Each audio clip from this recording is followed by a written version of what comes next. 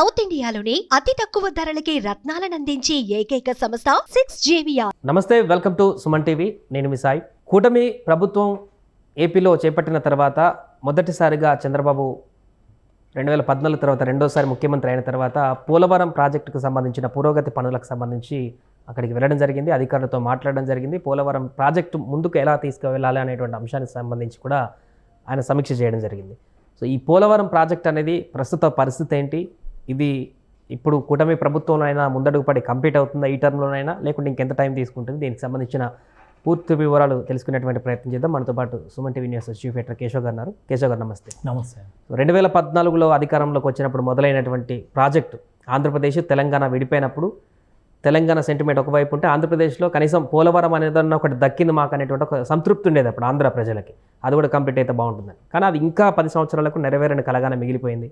ఇప్పుడు మరలా చంద్రబాబు అధికారంలోకి రావడం, దాన్ని స్పీడప్ చేసేటువంటి పరిస్థితిలో మరలా పోలవరం సోమవారం అనేటువంటి కార్యక్రమం చేపట్టడం, సో ఈసారైనా కంప్లీట్ అవుతుంది అంటారా? ఎట్లా చూడొచ్చు పోలవరం ప్రాజెక్ట్?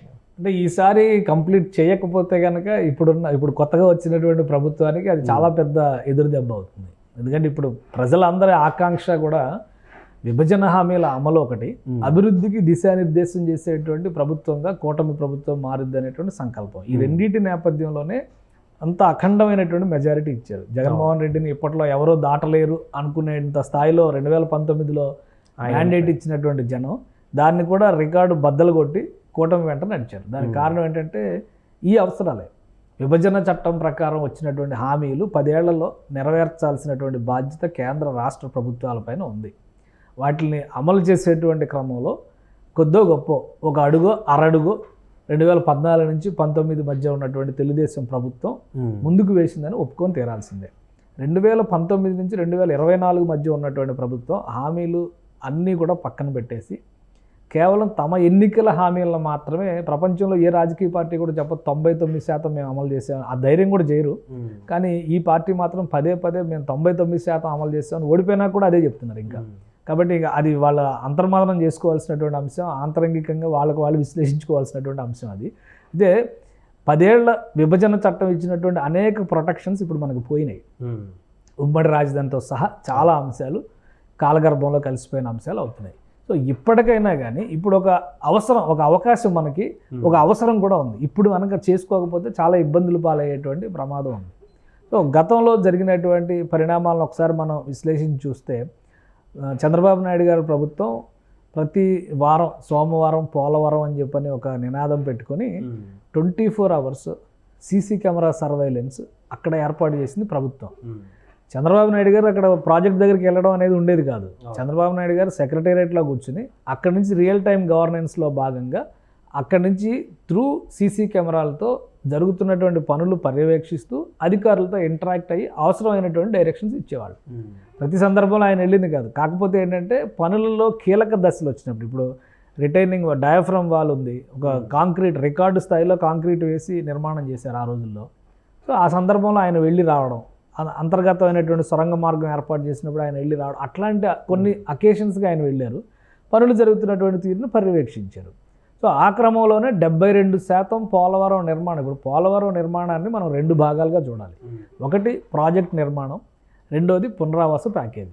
పునరావాస ప్యాకేజీకి సంబంధించినటువంటి స్థలాలు కానీ భూములు కానీ ఇవన్నీ కూడా ప్రభుత్వం ఒక హామీ ఇవ్వడం ద్వారా, అక్కడ కూడా ల్యాండ్ పూలింగ్ విధానం ద్వారానే చాలా వరకు భూసేకరణ జరిగింది.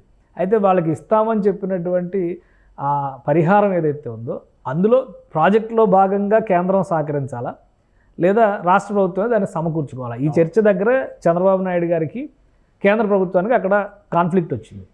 అదే సమయంలో పోలవరం కోసం దాదాపు 4,000 కోట్లు 5,000 కోట్లు రాష్ట్ర ప్రభుత్వం ఖర్చు చేసి ఆ బిల్స్ రీయింబర్స్మెంట్కి కేంద్రానికి పెడితే దాని నిధులను కేంద్రం రిలీజ్ చేసేది. ఆ సమయంలో బాగా ఎక్కువ వినిపించినటువంటి ఇంకొక పేరు ఏంటంటే యూసీల గురించి చర్చ జరిగింది. అంటే యూటిలైజేషన్ సర్టిఫికేట్స్ ఇస్తే ప్రభుత్వం నిధులు విడుదల చేస్తుంది అని పదే జీవీఎల్ నరసింహారావు గారు విజయవాడ వచ్చో వైజాగ్ వచ్చో ఇంత తగ్గేసి వెళ్ళిపోతూ ఉండేవాళ్ళు. ఇక ఆ విసిగిపోయినటువంటి దశలో ప్రత్యేక హోదా అనేది కూడా కరిగిపోయిందనేటువంటి ఆవేదనలో కూటమిలోంచి తెలుగుదేశం పార్టీ ఆ రోజు బయటకు వచ్చింది.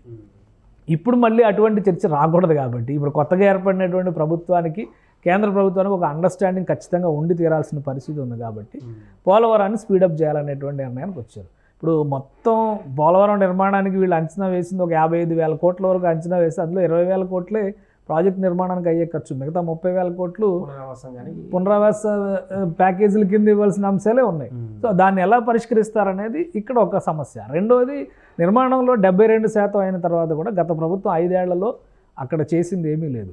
రివర్స్ టెండరింగ్ పేరుతో చేసినటువంటి ప్రయత్నాలన్నీ కూడా పనుల్లో పూర్తి జాప్యం వచ్చినాయి. దానికి తగ్గట్టుగా వరదలు వచ్చిన తర్వాత డయాఫ్రమ్ వాళ్ళు దెబ్బతినడం ఇవన్నీ జరిగినాయి, మనం చూసాం.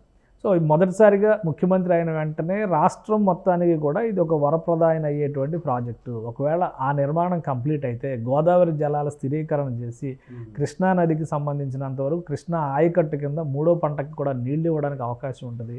ఆ మేరకు నీళ్ళని కృష్ణా బ్యారేజ్ నుంచి, అంటే కృష్ణా శ్రీశైలం ప్రాజెక్టు నుంచి దిగువ నుంచి రాయలసీమకు ఉపయోగించుకోవడానికి అవకాశం ఉంటుంది. సో ఇటు రాయలసీమలో వ్యవసాయానికి సంబంధించి, తాగునీటికి సంబంధించి చాలా వరకు సమస్యలు పరిష్కారం అవుతాయి. గోదావరి కృష్ణా డెల్టాల్లో పరిష్కారం అవుతాయి. అదే గోదావరి ఎడమ కాలువ నుంచి విశాఖపట్నం ద్వారా తాగునీటి సమస్యలు పరిష్కరించడానికి కావాల్సినంతగా పోలవరం నుంచి నీరు తీసుకోవడానికి అవకాశం ఉంటుంది. సో చాలా అవసరాలు, రాష్ట్రం మొత్తానికి కూడా అవసరాలు తీర్చేటువంటి ప్రాజెక్టుగా ఇది మారుతుంది. అందుకనే ప్రాధాన్యం ఇచ్చారు. జగన్మోహన్ రెడ్డి గారు ప్రభుత్వం వచ్చినప్పుడు కూడా 2021లో మేము ప్రారంభిస్తాం, ఈ ప్రాజెక్ట్ని కంప్లీట్ చేస్తాం ఖచ్చితంగా అన్న, కానీ ఎందుకో మరి ముందుకు వెళ్ళాలి. ఆ రివర్స్ టెండరింగ్ దగ్గర ఆగిపోయింది. వరదలు వచ్చి డయాఫ్రమ్ వాళ్ళు ఎవరు కట్టారు, ఎవరు కూల్చారనే దాని మీదే రాజకీయం ఎక్కువ నడిచింది. సో ఇప్పుడు ఆ రాజకీయాలన్నింటినీ పక్కన పెట్టేసి చూస్తే ఈరోజు ముఖ్యమంత్రి వెళ్ళిన తర్వాత జరిగినటువంటి రివ్యూలో అక్కడ ఒక క్లారిటీ ఇచ్చారు.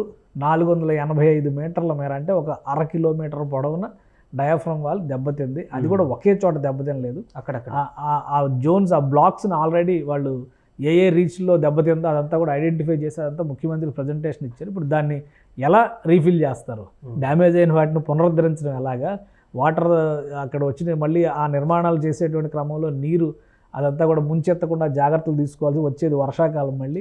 సో ఇవన్నీ జాగ్రత్తలు చూసుకొని ముఖ్యమంత్రి ఒక డైరెక్షన్ ఇచ్చి వీలైనంత వేగంగా ఆ పని ప్రజెంట్ ఒక నివేదిక తీసుకునేటువంటి కార్యక్రమంగా మనం చూడాల్సి ఉంటుంది. అలానే ప్రాజెక్ట్ కంప్లీట్ చేయడానికి కూడా ఒక డెడ్ లైన్ పెడతారని అనుకుంటున్నాను నేను. ఏ ప్రాజెక్ట్ అయినా కానీ, ఇప్పుడు అమరావతి గురించి మాట్లాడుతున్నారు, దీని గురించి మాట్లాడుతున్నారు, ఏదైనా కానీ 2-3 ఏళ్లలో పూర్తి చేసే విధంగా అడుగులు వేస్తే ప్రజలకి మేలు జరుగుతుంది. ప్రభుత్వం మీద ప్రజల కాన్ఫిడెన్స్ కూడా పెరిగేటువంటి అవకాశం ఉంది. ఎందుకంటే ఇది రాష్ట్ర విశాల ప్రయోజనాలకి సంబంధించినటువంటి ప్రాజెక్టులు కాబట్టి ఈ ప్రాజెక్టుల విషయం అసలు భారీ బృహత్తర ప్రాజెక్టులు కట్టడమే మానేశారు మన దేశంలో. కానీ కేసీఆర్ గారు ముఖ్యమంత్రిగా ఉన్నప్పుడు అంటూ ఉండేవాళ్ళు, మన దగ్గర 30 టీఎంసీలు పెట్టుకునే రిజర్వాయర్లే లేవు, 2000 టీఎంసీలు స్టోర్ చేసుకునేటువంటి రిజర్వాయర్లు రష్యాలో కట్టారు, ఉగాండాలో కూడా కట్టారు, మన దగ్గర ఎందుకు కట్టట్లేదని. నిజానికి నీటి కొరత రాబోయే రోజుల్లో యుద్ధాలకు దారితీసేటువంటి అతిపెద్ద సమస్య. ఆల్రెడీ మనం చూస్తున్నాం, బెంగళూరు పరిస్థితి ఎట్లా ఉంది, ఢిల్లీలో పరిస్థితి ఎట్లా ఉంది, హైదరాబాద్లో కూడా కొంత టఫ్ సిచ్యుయేషన్స్ వస్తున్నాయి అనేటువంటి చర్చ జరుగుతుంది. కాబట్టి నీటిని ప్రతి చుక్కని కూడా ఒడిసి పట్టుకోవాల్సినటువంటి అవసరం ఉంది. కాబట్టి ఒక రకంగా చెప్పాలంటే సహజ సిద్ధంగా ఏర్పడినటువంటి జలాశయాల్ని పరిరక్షించుకోవడం ద్వారా ఇటువంటి ప్రాజెక్టుల నిర్మాణం చేసుకుని ఆ నీరుని ఏ విధంగా మళ్లించుకోవాలి అవసరమైనటువంటి ప్రాంతాలకు అనే దాని మీద దృష్టి పెట్టాల్సినటువంటి అవసరం అయితే కనిపిస్తుంది. ఇది ఒక మొదటి అడుగుగా చూడాలి మనం. ఎందుకంటే ముఖ్యమంత్రిగా బాధ్యతలు తీసుకున్న వెంటనే ఆయన ఒక టాప్ ప్రయారిటీ కింద తీసుకున్నారు. ఫస్ట్ విజిట్ ఒక రకంగా బయట జిల్లాలోకి ముఖ్యమంత్రిగా ఆయన రాజధాని ప్రాంతం నుంచి తరలి వెళ్ళింది. మొదటి విజిట్ పోలవరమే పెట్టుకున్నారు. బహుశా ఇంకా రాబోయేటువంటి రోజుల్లో స్పీడప్ చేయొచ్చు దాన్ని అని అనిపిస్తుంది చూస్తే పరిస్థితిని బట్టి. ఇంకోటి ఏంటంటే గతంలో చేసినటువంటి రివర్స్ టెండరింగ్ ఈ ప్రాసెస్లో చాలా గజిబిజి గందరగోళం జరిగింది. సో ఇప్పుడు అవన్నీ కూడా మళ్ళీ లెక్కలు సరి చేసుకోవాల్సినటువంటి పరిస్థితి ఉంటుంది. మళ్ళీ ఎవరు పని మొదలు పెట్టాలి, ఎవరెవరిని ఎక్కడ ఉంచారు, ఎవరెవరిని తీసేశారు, ఇవన్నీ కూడా చూడాలి. చాలా చోట్ల ఇంకోటి ఏంటంటే నిర్మాణాలు జరగని చోట్ల మెటీరియల్ కూడా కాంట్రాక్ట్ సంస్థలు తరలించుకుపోయినాయి. సో వీటన్నిటినీ కూడా ఒకసారి అధ్యయనం చేయాల్సినటువంటి పరిస్థితి ఉంటుంది. ఇమీడియట్ రిక్వైర్మెంట్ని బట్టి కేంద్ర ప్రభుత్వ సహకారంతో చేయడానికి ఎక్కువ అవకాశం ఉంది. అలానే కేంద్ర ప్రభుత్వం కూడా పార్లమెంట్లో లాస్ట్ టైం ప్రకటించింది, రాష్ట్ర ప్రభుత్వం నుంచి ఏ ప్రతిపాదన వచ్చినా మా దగ్గర పెండింగ్లో ఉంచట్లేదు అనేటువంటి మాట క్లియర్గా కేంద్ర ప్రభుత్వం చెప్పింది. అంటే ఇక్కడ పని కంప్లీట్ చేసి రాష్ట్ర ప్రభుత్వం నుంచి నివేదిక అక్కడికి వెళ్ళినప్పుడు ఇవ్వాల్సిన నిధులు అక్కడి నుంచి వస్తున్నాయి. కానీ ఇక్కడ ఖర్చు పెట్టేటువంటి పరిస్థితే లేకుండా పోయింది గత 2-3 ఏళ్లుగా. కరోనా తర్వాత జరిగినటువంటి పరిణామాల్లో పూర్తిగా వాటిని పక్కకు పెట్టేసి మొత్తం సంక్షేమ పథకాల మీద ఫోకస్ పెట్టింది గత ప్రభుత్వం. సో ఇప్పుడు అనివార్యమైనటువంటి స్థితి కాబట్టి ఏ విధంగా ముందడుగు వేస్తారో ఆర్థికపరమైనటువంటి అంశాల విషయంలో కేంద్రం సహకారం ఖచ్చితంగా కావాల్సిందే. సహకారం లేకపోతే కనుక ఆ ప్రాజెక్ట్ ఎట్టి పరిస్థితుల్లో పూర్తి కాదు. అలానే పునరావాస సమస్య పరిష్కరించాల్సినటువంటి బాధ్యత కూడా 2 ప్రభుత్వాల మీద ఉంది. ప్లస్ ఈ ప్రాజెక్ట్ నిర్మాణంతో ముడిపడి అటు ఒడిస్సా, ఛత్తీస్గఢ్, తెలంగాణలో ముంపు మండలాల సమస్యలు కూడా ఉన్నాయి. సో వీటన్నిటినీ దృష్టిలో పెట్టుకుంటే కేంద్ర ప్రభుత్వం ఇక్కడ చాలా కీలకమైనటువంటి పాత్ర పోషించాల్సినటువంటి పరిస్థితి ఉంది. కాబట్టి చంద్రబాబు నాయుడు గారు దాని మీద ఒక ప్రైమరీ రిపోర్ట్ తయారు చేయడం కోసమే ఈ మొదటి విజిట్ పెట్టుకుని ఉంటారనేది అనిపిస్తుంది. అక్కడ అధికారులు ఇచ్చేటువంటి సమాచారాన్ని బట్టి, అవసరాలను బట్టి ఆయన కేంద్ర ప్రభుత్వానికి ఒక నివేదిక ఇచ్చి కేంద్ర ప్రభుత్వ సహకారం కోరేటువంటి అవకాశం అయితే కనిపిస్తుంది. అంటే ఇప్పుడు 10 సంవత్సరాల పాటు అనుకున్న దానికంటే ఎక్కువ సమయం అయింది, ఇంకా పూర్తి కాలేదు కాబట్టి అంచనా వ్యయం కూడా చాలా వరకు పెరిగేటువంటి అవకాశం ఉంది ఈ సందర్భం. సో అట్లాంటప్పుడు కేంద్రం నుంచి కూడా చాలా ఇంపార్టెన్స్ ఉంటుంది, వాళ్ళు ఇచ్చేటువంటి సపోర్ట్ రోల్ కూడా. సో ఇప్పుడు చంద్రబాబు కనుక ఈ పెరిగినటువంటి అంచనా వ్యయానికి సంబంధించి కేంద్ర ప్రభుత్వ సహకారం కోరితే పాజిటివ్ రెస్పాన్స్ వస్తుందా, లేకుంటే ఇక్కడ కూడా మళ్ళీ మెలిక పెట్టేటువంటి అవకాశం ఏమైనా ఉంది? అంటే ఇప్పుడు వీలైనంత వరకు పాజిటివ్ రెస్పాన్స్ ఇవ్వడానికి అవకాశం ఉంటుంది. అంటే మొత్తాన్ని సూత్రప్రాయంగా ఇప్పుడు ప్రాజెక్టు అంచనా వ్యయాన్ని కేంద్ర ప్రభుత్వం ఎప్పుడూ ఆమోదించింది. ఏదైతే పరిహారం చుట్టూ నడుస్తున్నటువంటి సమస్య ఉందో ఆ సమస్య విషయంలోనే అది రాష్ట్ర ప్రభుత్వం పరిష్కరించుకోవాలని గతంలో చంద్రబాబు నాయుడు గారు ప్రభుత్వం ఉన్నప్పుడు కూడా కేంద్రం అదే మాట చెప్పింది. లేదు ఇంత రిక్వైర్మెంట్ ఉంది కాబట్టి మాకు సహకరించండి, ఇది జాతీయ ప్రాజెక్టుగా ప్రకటించారు కాబట్టి ఈ ప్రాజెక్టుకి సంబంధించి మీదే బాధ్యత అని అప్పుడు రాష్ట్ర ప్రభుత్వం చెప్పింది. తర్వాత జగన్మోహన్ రెడ్డి గారి ప్రభుత్వం 1-2 సార్లు లెటర్లు రాశారు, కానీ పోలవరం ప్రాజెక్టుకు సంబంధించి నిధులు ఇవ్వండి అని అడిగారు, కానీ ఏ నిధులు అడిగారు ఎవరికి క్లారిటీ లేదు. ఎందుకంటే నిర్మాణం జరగకుండా నిధులు అయితే కేంద్రం ఇవ్వదు. ఆల్రెడీ కేంద్ర ప్రభుత్వానికి సంబంధించి పెండింగ్లో పెట్టినటువంటి యూసీల కోసం పెండింగ్లో పెట్టినటువంటి నిధులు గత ప్రభుత్వం వెళ్ళిపోయేటప్పుడు జగన్మోహన్ రెడ్డి గారు ముఖ్యమంత్రి అవుతున్నటువంటి తరుణంలో ఏవైతే యూసీలు పెట్టారో అవన్నీ క్లియర్ చేసింది. ఆ నిధులు వచ్చినాయి కానీ పనులు మాత్రం ఇక్కడ మొదలు పెట్టలేదు. సో ఆ నిధులు ఎటో ఒకటి ఖర్చు పెట్టేశారు ఆ సమయంలో. కొత్తగా పని చేస్తేనే నిధులు, ఎందుకంటే అక్కడ పెట్టిన సిస్టమ్ అదే కదా, ఇక్కడ పని చేసి ఇంత వర్క్ అయింది కాబట్టి మాకు ఇగో ఇంత ఖర్చు అయింది కాబట్టి యూటిలైజేషన్ సర్టిఫికేట్లు ప్రొవైడ్ చేస్తే కేంద్ర ప్రభుత్వం దానికి కావాల్సిన నిధులు ఇస్తుంది.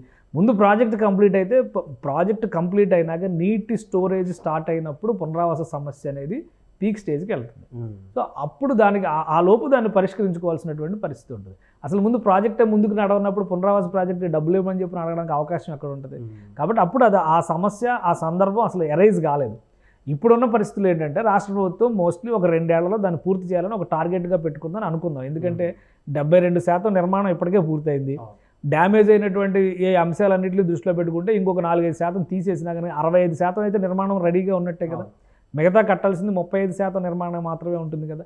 సో ఆ 35% నిర్మాణం చేయడానికి 2 ఏళ్ళు కష్టపడినా కానీ ఈ 2 ఏళ్లలో పునరావాస ప్యాకేజీకి సంబంధించి 2 రాష్ట్ర ప్రభుత్వం కేంద్ర ప్రభుత్వం ఒక క్లారిటీకి రావాలి. చుట్టుపక్కల ఉన్నటువంటి రాష్ట్ర ప్రభుత్వాలతో కానీ ఆ రాష్ట్రాలతో కానీ సమన్వయం తీసుకోవాలి. అప్పుడు పోలవరం ప్రాజెక్టులో నీళ్ల నిలువ అనేది మొదలవుతుంది. ఆ నిల్వ మొదలుపెట్టిన తర్వాత ఎక్కడెక్కడికి పంపింగ్ చేయాలి, ఎవరెవరు దానిలో తీసుకోవాలి అనేటువంటి చర్చ మొదలవుతుంది. సో కేంద్ర ప్రభుత్వం ఇప్పుడు సమన్వయం చేయాల్సింది ఏంటంటే, జాతీయ ప్రాజెక్టుగా పోలవరాన్ని ప్రకటించినటువంటి నేపథ్యంలో విభజన చట్టంలో చట్ట ప్రకారం ఇచ్చినటువంటి హామీ, ఎందుకంటే ప్రత్యేక హోదా అనేది ప్రత్యేకంగా హామీ రూపంలో పెట్టలేదు, నోటి మాట రూపంలో రాజ్యసభలో అప్పటి ప్రధానమంత్రి ఇచ్చినటువంటి మాట మాత్రమే. సో అది చెల్లుబాటు అవుతుందా లేదా అనేది ప్రస్తుతానికి పక్కన పెడదాం. చట్టం అయితే చెల్లుబాటు అవ్వాలి కదా. కాబట్టి ప్రాజెక్ట్ నిర్మాణానికి కావాల్సినటువంటి నిధులు అయితే ఖచ్చితంగా కేంద్ర ప్రభుత్వం సహకరించేటువంటి అవకాశాలు ఎక్కువగా ఉన్నాయి. సుమన్ టీవీలో మీ పర్సనల్ అండ్ బిజినెస్ ప్రమోషన్స్ కోసం కింది నెంబర్కి కాంటాక్ట్ చేయండి.